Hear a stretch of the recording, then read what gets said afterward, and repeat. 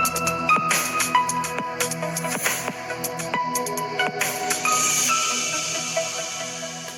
Friends, എല്ലാവർക്കും മറ്റൊരു പുതിയ വീഡിയോയിലേക്ക് സ്വാഗതം. It's me Akhil Satheesh and welcome to Akhil Satheesh world.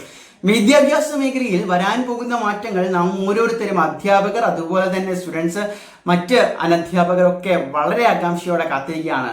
അപ്പോൾ ഇതിൽ ഏറ്റവും പ്രധാനപ്പെട്ട വിദ്യാർത്ഥികൾ കാത്തിരിക്കുന്നതായിട്ടുള്ള ചില പ്രഖ്യാപനങ്ങൾ, വാർത്തകൾ ഏതൊക്കെയാണ് എന്ന് നമുക്ക് നോക്കാം.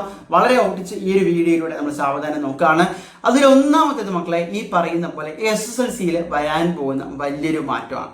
അതായത് പാസ് മാർക്ക് നിബന്ധന അടുത്ത അധ്യയന വർഷം മുതൽ SSLCയിലും വരുന്നു എന്ന് പറയുന്നത് ചില്ലറ കാര്യമല്ല.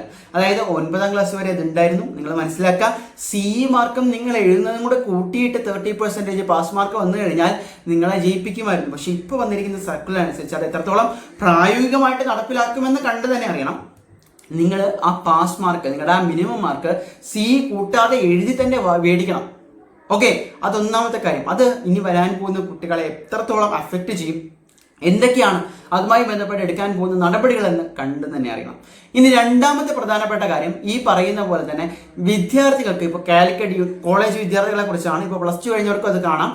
കാലിക്കറ്റ് യൂണിവേഴ്സിറ്റി ആയാലും കേരള ആയാലും MG ആയാലും ഒരുപാട് പ്രശ്നങ്ങൾ വരുന്നത് ഇന്റേൺഷിപ്പ് ചെയ്യുന്നതിലാണ്. അതായത് ചില പെയ്ഡ് ഇന്റേൺഷിപ്പുകൾ, അങ്ങോട്ട് പൈസ അടച്ച് ഇന്റേൺഷിപ്പ് ചെയ്യുന്ന ഗതികേടുകളിലേക്ക് പല 4 ഇയർ UG പ്രോഗ്രാമുകളിലെ വിദ്യാർത്ഥികൾ ഉൾപ്പെടെ പോയിട്ടുണ്ട്. അപ്പോൾ അതിൽ നമ്മുടെ സർക്കാർ ഏറ്റവും പുതിയ UDF ഗവൺമെന്റ് കൊടുത്തിട്ടുള്ള ചില വാക്കുകളുണ്ട്. അതായത് വിദ്യാർത്ഥികളുടെ ഇന്റേൺഷിപ്പ്, അതുപോലെ തന്നെ മറ്റ് സ്റ്റൈഫൻഡ് ഉൾപ്പെടെ ഇവിടെ തന്നെ തൊഴിൽ മേഖലകൾ സൃഷ്ടിക്കുമെന്നാണ്. അങ്ങനെ ഒരു പ്രാരംഭഘട്ട നടപടികൾ എടുത്താൽ പോലും ഈ വിദ്യാർത്ഥികൾക്ക് വളരെ വലിയൊരു പിന്തുണയായിരിക്കും എന്നുള്ളതാണ്. ഓക്കെ, ദെൻ മറ്റൊരു പ്രധാനപ്പെട്ട കാര്യം, ഈ പറയുന്ന പോലെ തന്നെ USS, LSS, NMMS ഇതിൻ്റെ എല്ലാം തുകകൾ റിവൈസ് ചെയ്യുമോ എന്നുള്ളതാണ്. അപ്പോൾ അതിൽ ഒരു പൂർണ്ണമായിട്ടുള്ള അധികാരം നമ്മുടെ സംസ്ഥാന ഗവൺമെൻറ് ഉണ്ടാവില്ല. എന്നാൽ പോലെ കേന്ദ്ര ഗവൺമെൻറ്റുമായിട്ടൊക്കെ NMMS ഉൾപ്പെടെ ചിന്തിച്ച് ഈ വിദ്യാർത്ഥികൾക്ക് അത്തരത്തിലുള്ള സ്കോളർഷിപ്പ് എമൗണ്ടുകൾ റിവൈസ് ചെയ്ത ഭരണമാറ്റം വരുമ്പോൾ അത് സാധാരണ നമ്മൾ പ്രതീക്ഷിക്കുന്നതാണ്, വലിയ ഒരു ആശ്വാസമായിരിക്കും. പിന്നെ നമ്മൾ എല്ലാവരും കേട്ടിരിക്കുന്ന പോലെ സൗജന്യ ബസ് യാത്ര സ്കൂൾ കുട്ടികൾക്ക്, പെൺകുട്ടികൾക്ക് ഉൾപ്പെടെ, ദെൻ കോളേജിൽ പഠിക്കുന്നവർക്ക് 1000 രൂപ, പെൺകുട്ടികൾക്ക്, എല്ലാവർക്കും അല്ല കേട്ടോ, പെൺകുട്ടികൾക്ക്. എന്നിട്ട് ഈ പറയുന്ന തൊഴിൽ അന്വേഷിക്കുന്നവർക്ക് പൈസ, തൊഴിൽ നൽകാൻ, അതായത് സംരംഭം തുടങ്ങാൻ പലിശരഹിത ലോണ്, ഇതെല്ലാമാണ് മറ്റ് പ്രധാനപ്പെട്ട കാര്യങ്ങൾ. ഇതിനോടൊപ്പം തന്നെ ഗ്രേസ് മാർക്കിൽ എന്തെങ്കിലും ചേഞ്ചുകൾ വരുമോ? അതായത് ഇപ്പോൾ കലോത്സവത്തിന് പോകുന്നവർക്ക് സാധാരണ ഇത്ര രൂപ, A ഗ്രേഡ് മേടിക്കുന്നവർക്ക് അങ്ങനെയൊക്കെയാണ്. പക്ഷേ ഒരു പുതിയ ഗവൺമെന്റ്, ഒരു പുതിയ വിദ്യാഭ്യാസ വകുപ്പ് 10 വർഷങ്ങൾക്ക് ശേഷം വരുമ്പോൾ ചിലപ്പോൾ ഒരു പക്ഷേ കലോത്സവത്തിൽ ജയിക്കുന്നവർക്ക് ഒരു സമ്മാന തുകയായിട്ട് തന്നെ പ്രഖ്യാപിച്ചെന്ന് വരാം. ഗ്രേസ് മാർക്കുകളുടെ ആ ഒരു അളവിൽ വ്യത്യാസം, മീൻസ് ഓരോ ഈവന്റിലെയും ഗ്രേസ് മാർക്കുകളുടെ മാനദണ്ഡങ്ങളും കൊടുക്കുന്ന മാർക്കിന്റെ അളവിലും വ്യത്യാസം ഉണ്ടെന്ന് വന്നേക്കാം.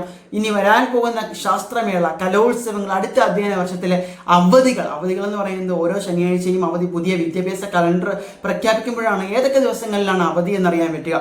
അതിൽ സമഗ്രമായിട്ടുള്ള പൂർണ്ണമായിട്ടുള്ള മാറ്റങ്ങൾ ഒരുപക്ഷെ വന്നേക്കും. ഇത്തരത്തിൽ നോക്കുമ്പോൾ വിദ്യാർത്ഥികൾ ആഗ്രഹിക്കുന്നതായിട്ടുള്ള, വിദ്യാർത്ഥികൾ കാത്തിരിക്കുന്നതായിട്ടുള്ള ഒരുപാട് വാർത്തകൾ പടിവാതിക്കലാണ്.